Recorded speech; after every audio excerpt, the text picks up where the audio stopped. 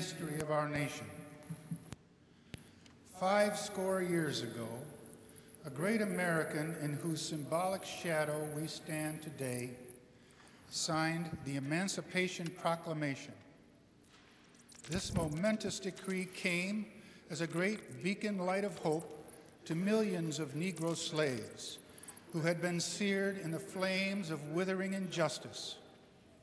It came as a joyous daybreak to end the long night of their captivity. But 100 years later, the Negro still is not free. 100 years later, the life of the Negro is simply crippled by the manacles of segregation and the chains of discrimination. 100 years later, the Negro lives on a lonely island of poverty in the midst of a vast ocean of material prosperity. 100 years later, the Negro is still languishing in the corners of American society and finds himself in exile in his own land. So we have come here today to dramatize a shameful condition. In a sense, we have come to our nation's capital to cash a check. When the architects of our republic wrote the magnificent words of the Constitution and the Declaration of Independence, they were signing a promissory note to which every American was to fall heir. This note was a promise that all men, yes, black men as well as white men, would be guaranteed the unalienable rights of life, liberty, and the pursuit of happiness. It is obvious today that America has defaulted on this promissory note insofar as her citizens of color are concerned.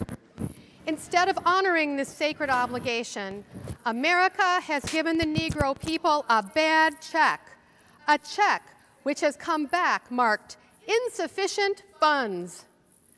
But we refuse to believe that the Bank of Justice is bankrupt. We refuse to believe that there are insufficient funds in the great vaults of opportunity of this nation. So we've come to cash this check, a check that will give us upon demand the riches of freedom and the security of justice. We have come also to this hallowed spot to remind America of the fierce urgency of now. This is no time to engage in the luxury of cooling off or to take the tranquilizing drug of gradualism. Now is the time to make real the promises of democracy. Now is the time to rise from the dark and desolate valley of segregation to the sunlit path of racial justice. Now is the time to lift our nation from the quicksands of racial injustice to the solid rock of brotherhood. Now is the time to make justice a reality for all of God's children. It would be fatal for the nation to overlook the urgency of the moment. This sweltering summer of the Negro's legitimate discontent will not pass until there is an invigorating autumn of freedom and equality. 1963 is not an end, but a beginning. Those who hope that the Negro needed to blow off steam and will now be content will have a rude awakening if the nation returns to business as usual. There will be neither rest nor tranquility in America until the Negro is granted his citizenship rights.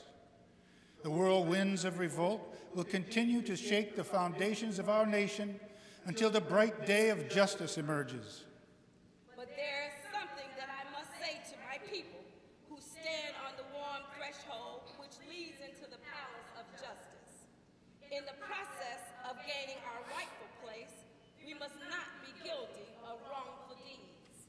Let us not seek to satisfy our thirst for freedom by drinking from the cup of bitterness and hatred. We must forever conduct our struggle on the high plane of dignity and discipline. We must not allow our creative protests to degenerate into physical violence. Again and again, we must rise the majestic heights of meeting physical force with soul force.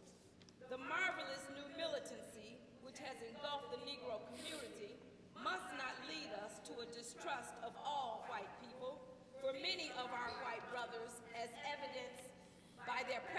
today have come to realize that their destiny is tied with our destiny. They have come to realize that their freedom is inextricably bound by our freedom. We cannot walk alone. As we walk, we must make the pledge that we shall always march ahead. We cannot turn back. There are those who are asking the devotees of civil rights, when will you be satisfied? We can never be satisfied as long as the Negro is the victim of the unspeakable horrors of police brutality. We can never be satisfied as long as our bodies, heavy with the fatigue of travel, cannot gain lodging in the motels of the highways and the hotels of the cities. We cannot be satisfied as long as the Negro's basic mobility is from a smaller ghetto to a larger one. We can never be satisfied as long as our children are stripped of their selfhood and robbed of their dignity by signs stating, "For whites only." We cannot be satisfied as long as a Negro in Mississippi cannot vote and a Negro in New York believes he has nothing for which to vote. No, no, we are not satisfied, and we will not be satisfied until justice rolls down like waters and righteousness like a mighty stream.